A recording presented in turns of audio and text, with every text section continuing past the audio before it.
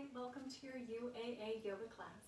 Today we're going to dive right into our theme, which is adaptation. So adaptation means to make things a little bit different, and we definitely want movement variety. In fact, one of the big plagues that we have right now is we need diversification of our movement. And yoga has so many poses, and I'm asking you to do 5. But within even these 5 movements, there can be a lot of play and a lot of adaptation. So there's no need to ever get bored with your spinal floss. And especially because we're not meeting in person for me to show you every single way to do it, I want you to have the freedom to explore and play and think of this as organic movement. So I'm going to give you several new options to play with in your spinal floss. And especially get curious if your back bothers you in certain poses or it doesn't feel so good. That's a signal that you want to change it up. You want to add some adaptation. And part of adaptation is using props. So you know that I like to sit on a blanket to help my pelvis tilt. I also love to use blocks and bolsters. At home, you might not have these things, so use a book. Use a rolled up towel, use a rolled up blanket, use a pillow. So start to get creative and make your own yoga studio, and it will be lots of fun. Good. Take a breath. And then we'll shift and we'll come down to laying on your back. I kind of have my props around me just in case I need them, and I will likely use them. And you can play around with not using anything, and then maybe in your home practice start to play around with some of these different varieties. We're going to start with our legs all the way together. So knees are bent and legs are adducted. And in fact, feel that you're squeezing your legs together with some intensity. And then as we come up into our bridge, we're going to keep those legs all the way together. And it's going to load the lateral leg line a little bit differently. It's going to load muscles in your sacrum and your low back differently. Notice that, and lower down. And you're going to do your repetitions here with your legs perfectly together. And it is going to create a different load and a different challenge and engage different muscles. So it's great variety. Lower down. And now you're going to separate your feet a little bit. And maybe get curious about bringing your feet a little bit forward. And as you go up, if you go forward of your knees with your feet, you're going to feel it more in your hamstrings, for sure. So enjoy lifting here a couple of times. To get even more challenge, it might be a lift the leg up off the floor day. Taking a few breaths. Taking that down. Lifting the other leg, coming up. Oh, you work the hamstring. Maybe the toes come off the floor and it's just with your heel. Lower that down. And then separate your legs significantly. And as you go up, send your thighs wide, send your knees wide, and come down. And notice I'm definitely getting much higher, and there's definitely different muscles in the low back and along the leg lines that are going to work.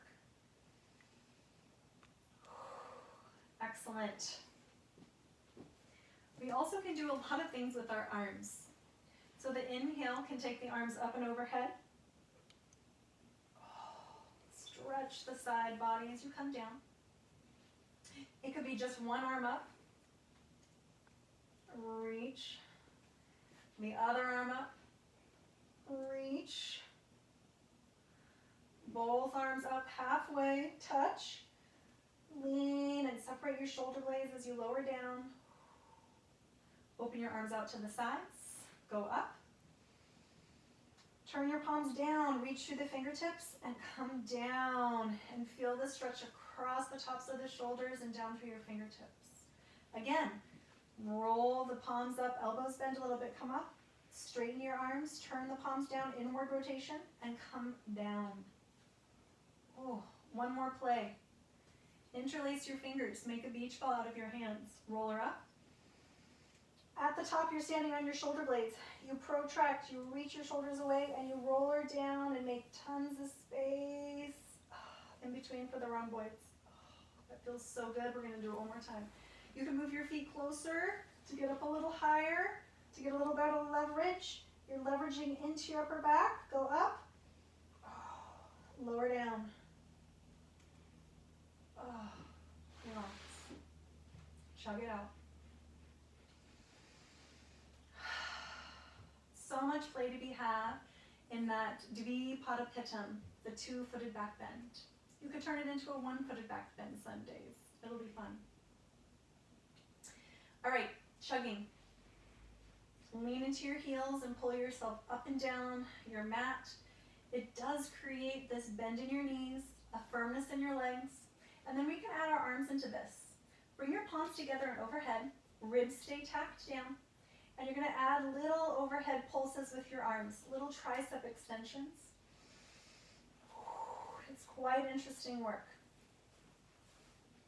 The legs could be close together. Maybe let's scooch the feet all the way together and keep your knees leaning together and abduct. Oh, that changes the work for sure in your muscles. Open your arms out, off the floor hovering. Use your chest muscles. Go wide with your feet. Chug. Oh, that's fascinating. Let that really change your experience of self. Holding the whole world in your hands. Da Vinci's Divine Man. Oh, let it go. We can use props to make things a little more challenging and to do more weight training. And for this next one in your axial extension, I'm going to use a bolster.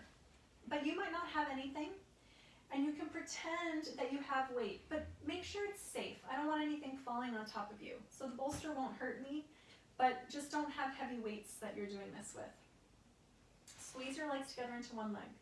Dorsiflexic the ankles. It'll help the knees bend.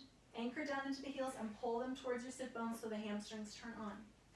You're going to take your arms up towards the ceiling, and maybe you don't even have anything between your arms, and that's fine, but imagine a heavy log is on your arms, and it pulls, it retracts the shoulder blades down into the mat, and I want you to feel your armpits of strength.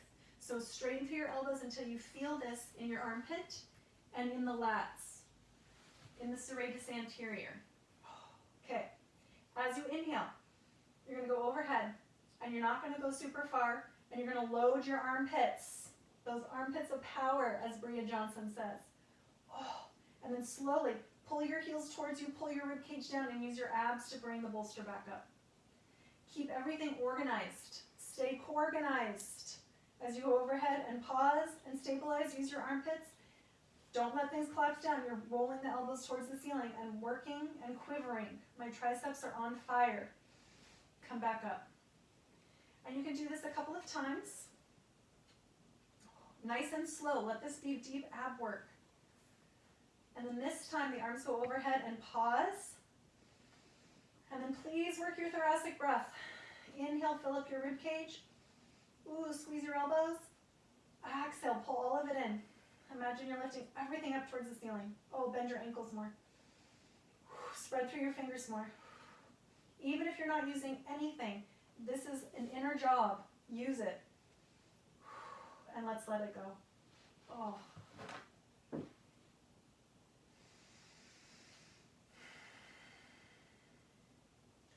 Again, yoga is unique. We rest in between the poses and receive the benefit of the work that you did. So really allow yourself to relax and melt. Feel expansive. Okay. The twist. We're going to do a double-legged twist, and you're going to bring your legs up over your chest, and you can bring them in a little bit.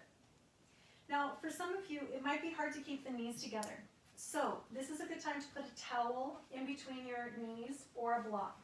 And then you're going to be at this kind of tabletop-y position, and you're going to open your arms. And this time, instead of getting your legs to the floor, we are going to keep our fingertips on the floor.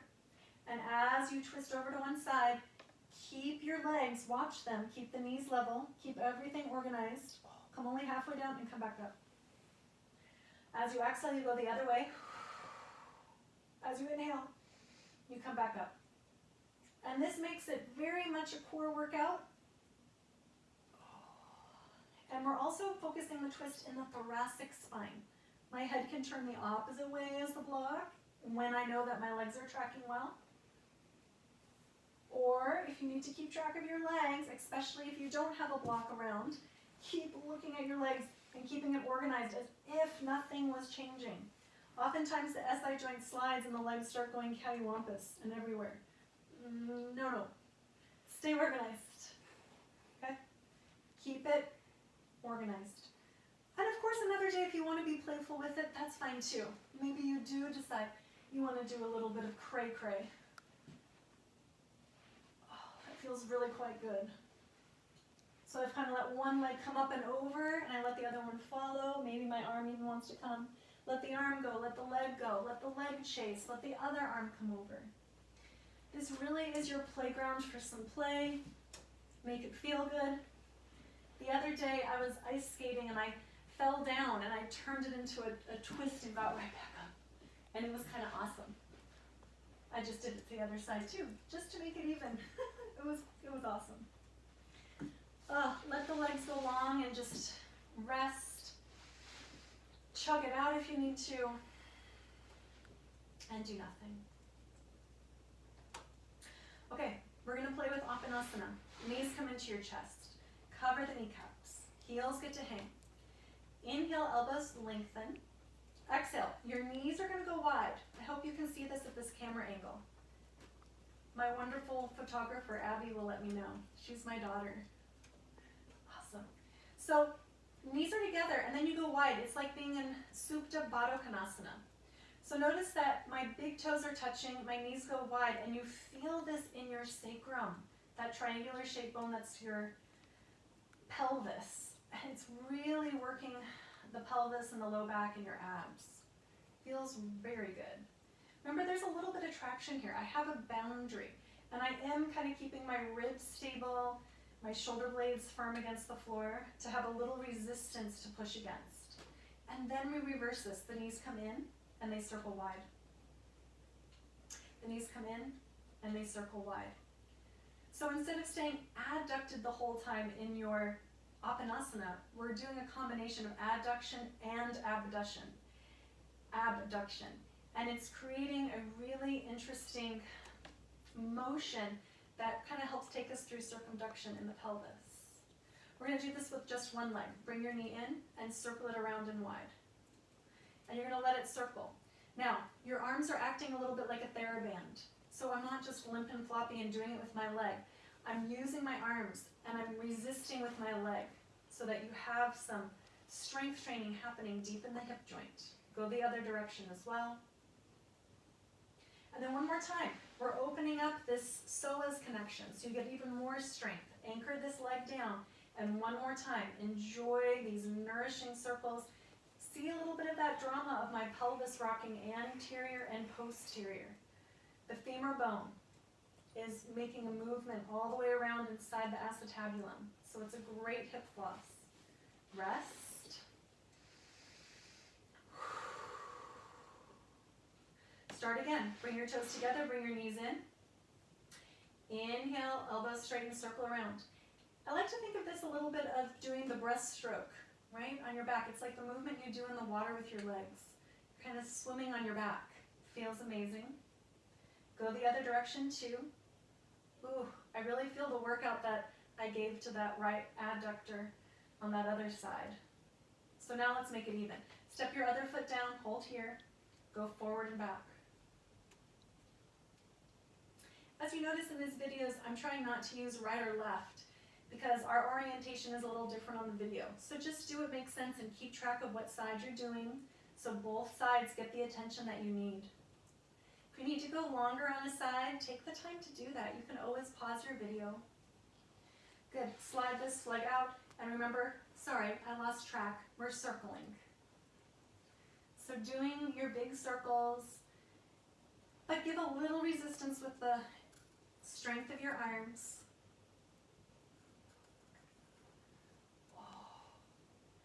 And let's rest. We're done with that.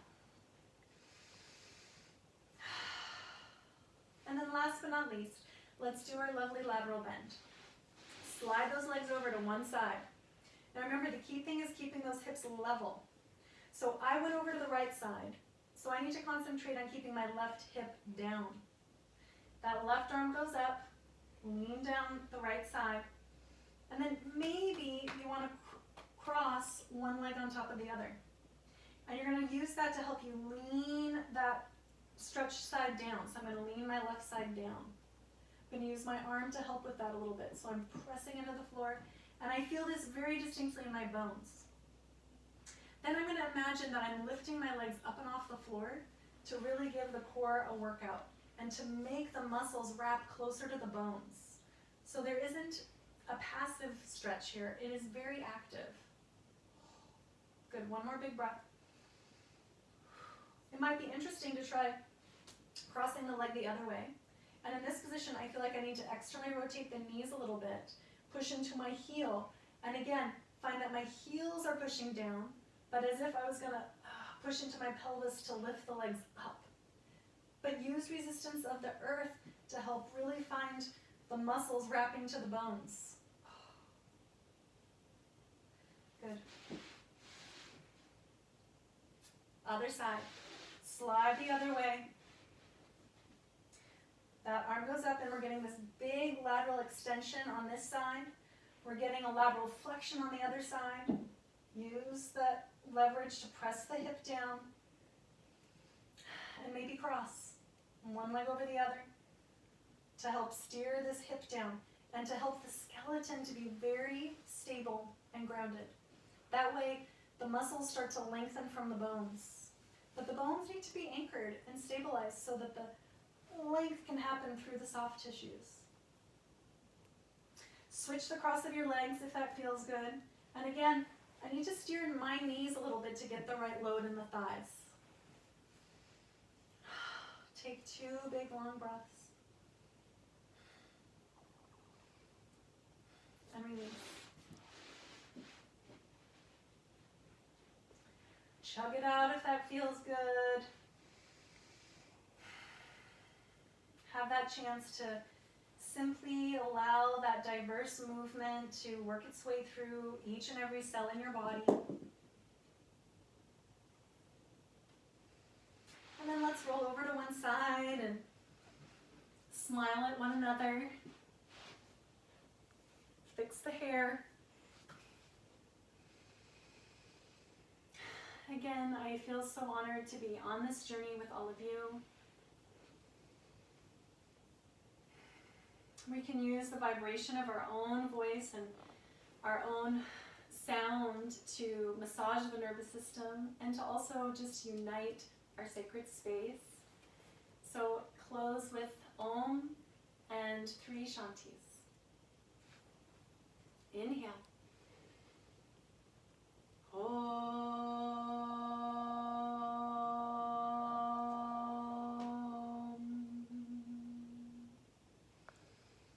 Shanti, Shanti, Shanti. Thank you, and I'll see you in the next class.